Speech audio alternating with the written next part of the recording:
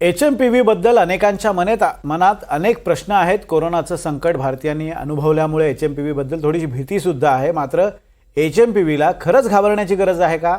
यासह तुमच्या मनातल्या HMPV बद्दलच्या सगळ्या प्रश्नांची उत्तर आम्ही जाणून घेतलेली आहेत। पाहूयात।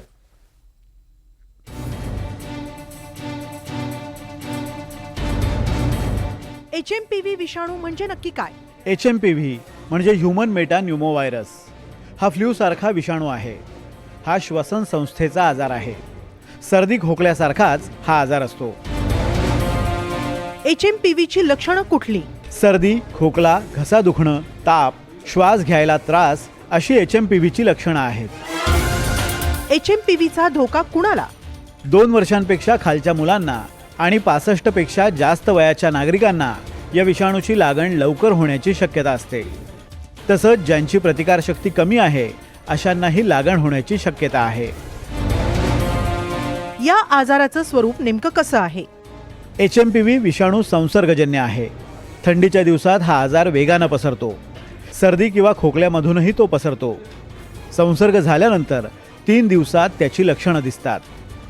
सर्दी खोकल्यासारखाच त्याचा त्रास होतो।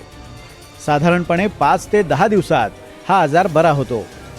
ताप जास्त काळ राहिला तर रुग्णालयात दाखल करण्याची गरज आहे। या आजारावर उपचार कसे होतात? HMPV वर विशेष औषध नाही आहे। मात्र फ्लू संदर्भातल्या औषधांनी हा रोग बरा केला जातो। श्वसनाचा त्रास झालाच तर ऑक्सिजन किंवा सलाईन मधूनही उपचार केले जातात।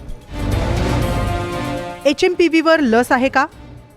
HMPV ची लस उपलब्ध नाही आहे। मात्र इन्फ्लुएन्झाची लस घेऊन या आजाराला प्रतिबंध करता येऊ शकतो।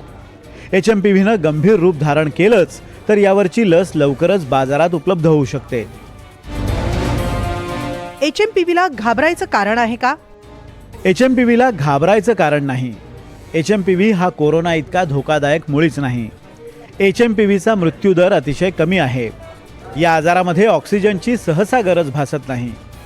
या आजारावरची उपचार पद्धती माहीत असल्यानं आठवड्याभरात रुग्ण बरा होतो। यापूर्वीही भारतात या आजाराचे रुग्ण आढळून बरे झाले असतील अशी शक्यता आहे। HMPV हा नवा विषाणू आहे का? HMPV हा नवा विषाणू नाही आहे। HMPV विषाणूचं निदान 20 वर्षांपूर्वी झालंय।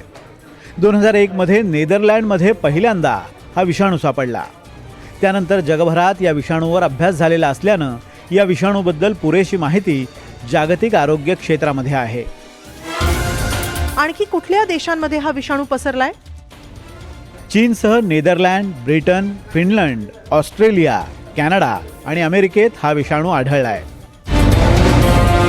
या आजाराबद्दल WHO नं अलर्ट जारी केलाय का?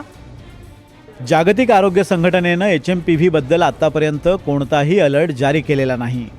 मात्र WHO नं HMPV संदर्भातल्या सूचना जारी कराव्या अशी मागणी चीनच्या शेजारी देशांनी केली आहे। हा आजार पसरलास तर भारत सज्ज आहे का? भारतात या आजाराबद्दल गंभीर परिस्थिती निर्माण होण्याची शक्यता नाही आहे। मेटा न्यूमोव्हायरस हा श्वसनासंदर्भातला सामान्य विषाणू आहे। त्यामुळे सर्दी आणि फ्लू सारखी लक्षणं दिसू शकतात। वृद्ध आणि 1 वर्षापेक्षा कमी वयाच्या मुलांमध्ये त्याची लक्षणं थोडी गंभीर स्वरूपाची असू शकतात। हा गंभीर आजार नाही आहे। परिस्थितीला तोंड देण्यासाठी रुग्णालयं पूर्णपणे सज्ज आहेत असं केंद्र सरकारच्या आरोग्य मंत्रालयानं स्पष्ट केलंय। HMPV आणि कोरोनामध्ये साम्य आहे का? कोरोना आणि HMPV हे 2 श्वसन संस्थेचे आजार आहेत। कोरोना हा नवा व्हायरस होता। HMPV हा पहिल्यांदा 2001 मध्ये सापडला असला तरी तो 50 वर्ष जुना व्हायरस असल्याचं शास्त्रज्ञांचं म्हणणं आहे।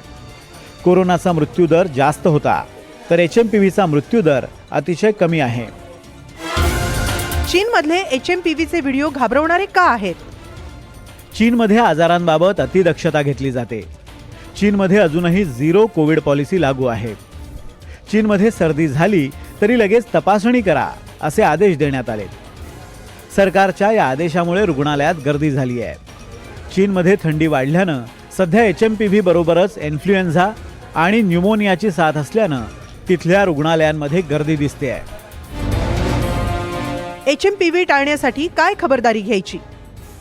हात धुवा, गर्दी टाळा, मास्क लावा लहान मुलांना सर्दी आणि खोकला झाल्यास शाळेत पाठवू नका. सर्दी खोकला झाल्यास ऑफिसला जाणंही टाळा. सर्दी खोकला आणि ताप आल्यास डॉक्टरांचा सल्ला घ्या.